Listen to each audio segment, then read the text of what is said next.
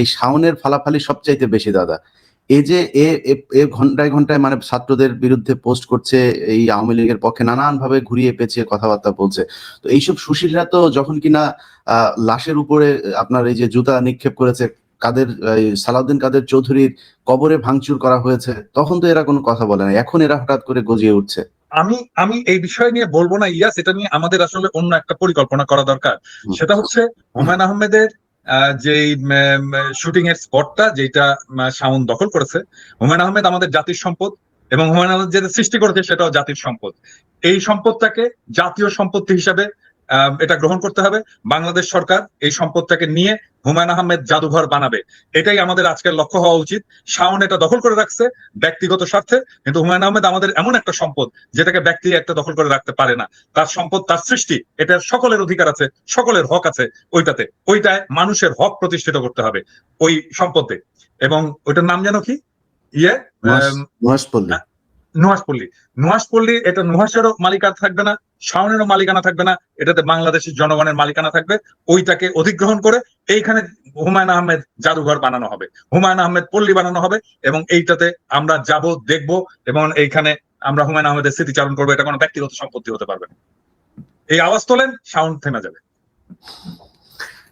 না। এখন হঠাৎ করে এই শাওনের মতো কিছু লোকজন আছে যারা কিনা এটাতে মানে এখন আমাদেরকে মানবতা শিখাচ্ছে। শেখ হাসিনা নিজেও আপনি শুনেছেন যে সেই ইদানিং খুব কান্নাকাটি শুরু করেছে, কয়দিন পরে হয়তো হাত পা চেপে ধরা শুরু করবে। তো শেখ হাসিনাকে যারা এই তার ইমোশনাল কথাবার্তা শুনে তারপরে 81-তে যেরকম জিয়াউর রহমান ভুল করেছিল, এইবারও যদি এখনকার বিএনপি কিংবা জামায়াত কিংবা ছাত্ররা তার এই এই নাটকে যদি ফাঁদে পা দেয়, সেই ক্ষেত্রে এর ভবিষ্যৎটা কি হতে পারে? ইলিয়াস, এই নাটকে যে কাজ হবে না সেটা তো আজকে 6 মাস পরে আজকে বোঝা যাচ্ছে যে ছাত্র জনতার চেতনা কোথায়। কয়েক ঘন্টার আওয়াজে গোটা বাংলাদেশ আবার এক হয়ে গেছে। হাজার হাজার লোক আজকে ধানমন্ডি 32 নাম্বার গুড়িয়ে দেওয়ার জন্য। বুলডোজার আসেনি, তাতে কি হয়েছে? হাতুড়ি শাবল টাবল নিয়ে যে জাত আছে সেটা দিয়ে ভাঙার চেষ্টা করতেছে। এবং এবং এইটা আজকের ঘটনাটা খুবই জরুরি ছিল এটা বোঝানোর জন্য যে বিপ্লবের আগুন এখনো নিভে যায়নি, শহীদের রক্ত শুকায়নি, এবং আমরা বিপ্লবের লক্ষ্য অর্জন করবই। শেখ হাসিনা কেন, আওয়ামী লীগ কেন, আওয়ামী ন্যারেটিভের কোন হিস্ট্রি বাংলাদেশে ফিরবে না। আমরা ইতিহাসের সাথে আমরা ইতিহাসকে মুছে দিচ্ছি না, আমরা নতুন ইতিহাস রচনা করছি। ধানমন্ডি 32 নাম্বার নিশ্চিহ্ন করে নতুন ইতিহাস রচিত হবে। না, সেটাই আমাদের যে বিষয়গুলো নিয়ে এখন সাবধান হওয়া দরকার, যে আওয়ামী লীগ এখন কখনো বিএনপির ঘাড়ে চড়ে বসার চেষ্টা করছে, কখনো জামায়াতের। সবশেষ আজকে যে বক্তব্যটা তার দেওয়ার কথা যে ছাত্রদের উদ্দেশ্য করে, তো শেখ হাসিনা কি বলবে? সে একই কথা বলবে যে আমার সব হারিয়েছি, আমার বাড়ি ঘরও শেষ হয়ে গিয়েছে, আমাকে দেশ থেকে বের করে দেওয়া হয়েছে, আমি ছাত্রদের বাঁচাতে চেয়েছিলাম, ইউনূস সরকার হচ্ছে এখানে বিদেশি গোয়েন্দা সংস্থারা মিলে এগুলো করেছে। তো এই কথাগুলোই তো বলবে, এবং এই কথাগুলো বলে আমাদের তো বাঙালি, এটাও সত্যি কথা আপনি যেটা বললেন যে সবাই এক হয়েছে, সবার ভেতরে এই জিনিসগুলো আছে, কিন্তু এটাও কিন্তু সত্য আমরা খুব দ্রুত আমাদের ইতিহাস ভুলে যাই। এবং সেই ভুলে যাওয়ার মধ্য দিয়ে যদি শেখ হাসিনাকে কোনোভাবে আমরা আবার বিশ্বাস করি, সে বিশ্বাস করার যে ফলাফল সেটা জিয়াউর রহমান একবার দেখেছেন, এবং আমার মনে হয় সামনে জাতি যদি কখনো এই ভুল করে সেটা দেখবেন। তো আমাদের এ ব্যাপারে আমি একটা কথা বলি যে এই যে ধরো কিছুদিন আগে থেকে রাজনৈতিক দলগুলো ভারত প্রশ্নে, আওয়ামী লীগ প্রশ্নে যে একটা নরম অবস্থান নিয়েছিল, থ্যাঙ্কস টু ইউ, তোমার অ্যাক্টিভিজম এবং আমাদের সম্মিলিত অ্যাক্টিভিজমের ফলে রাজনৈতিক দলগুলো তাদের পজিশন চেঞ্জ করছে। এবং আজকে আমি বিএনপি সালাউদ্দিন সাহেবের একটা স্টেটমেন্ট দেখলাম ফেস দ্য পিপুলে। এখানে উনি বলছেন যে আওয়ামী লীগকে রাজনীতি করতে দেওয়া যাবে না, নিষিদ্ধ করতে হবে। এটা সালাউদ্দিন সাহেব নিজে বলেছেন ফেস দ্য পিপুলে। দেখেছো তুমি এটা? দেখিনি। আচ্ছা, দেখো, বিএনপি আমাদের যেই অবস্থান, যে ন্যারেটিভ, তার পথে আসছেন, সেই জায়গায় আসছেন, এবং আমরা তাদেরকে স্বাগত জানাই। এবং এভাবেই আসলে কাজটা চালাতে হবে। এবং এই যে আমরা অ্যাক্টিভিজমটা চালিয়ে যেতে পেরেছি আওয়ামী প্রশ্নে এবং ভারত প্রশ্নে, সেটার ফল দিচ্ছে রাজনৈতিক দলগুলো। আমাদের জনগণের, আমরা বলবো এটা তো আর আমি আর তুমি না, এটা জনগণ, আমরা তো জনগণের কথাই বলি, তাই না? জনগণ যেটা বলে সেটাকেই আমরা ট্রান্সফর্ম করে বলি। জনগণের আকাঙ্ক্ষার পাশে এসে বিএনপি দাঁড়াচ্ছে, আমি বিএনপিকে স্বাগত জানাই, এবং সালাউদ্দিন সাহেবকে আমি ধন্যবাদ জানাই উনি যে স্টেটমেন্টটা দিয়েছেন। না, এই দেশে ধরেন মানে মানুষ তো নির্বাচনের ভোটের রাজনীতি তো করে, যদি ভোটের রাজনীতি হিসাব করা হয় এই দেশের শতভাগ মানুষ এই প্রশ্নে সবাই এক।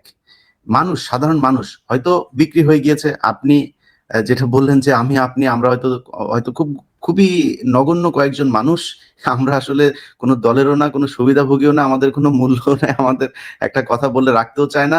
তারপরে আমরাই কিন্তু শেষ পর্যন্ত আমাদের ওই ৫ই আগস্টের আগের যে বিপ্লবের যেই চেতনা সেটাকে ধরে রেখেছিলাম। এমনকি ছাত্রদের ভেতরে অনেকে গা ভাসিয়ে দেওয়ার চেষ্টা করেছে।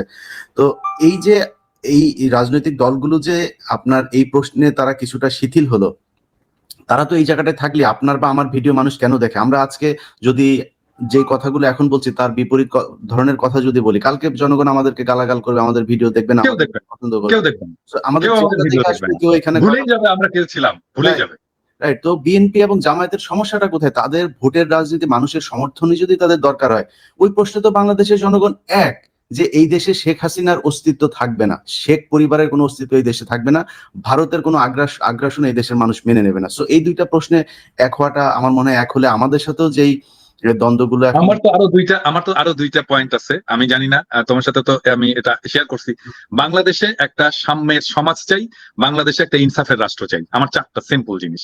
আই বিলিভ যে এটা তোমারও চাওয়া। না, না, এটা সবারই চাওয়া। এরকম অনেক কিছু আছে যেগুলো কমন চাওয়া সবারই। আপনি এটার মতো এরকম হাজারো বলতে পারবেন। কিন্তু আমার কথা হলো যে এই কমন যে চাওয়াগুলো, এই চাওয়াগুলো নিয়েও কেন ৫ তারিখের পরে আমাকে বা আপনাকে বা আমাদেরকে যুদ্ধ করতে হচ্ছে? এই জায়গাগুলোতে আমার মনে হয় বিএনপি, আপনি যেটা বলেন, আজকে যদি এই বক্তব্য দিয়ে থাকে, অবশ্যই তাদেরকে সাধুবাদ জানাই, এবং আমার বিশ্বাস যে জামায়াত ইসলামীও এই একই ধরনের বক্তব্যে অনড় থাকবে শেষ পর্যন্ত। তো আমি চেষ্টা করছিলাম দাদা ৩২ নাম্বার থেকে কয়েকজনকে লাইভে নিয়ে আসা, কিন্তু সমস্যা হলো এখানে নেটওয়ার্কের খুব সমস্যা হচ্ছে। টেলিভিশন গুলোও দেখলাম যে লাইভ করতে পারছে না, ওইখানে বাফারিং হচ্ছে বারবার।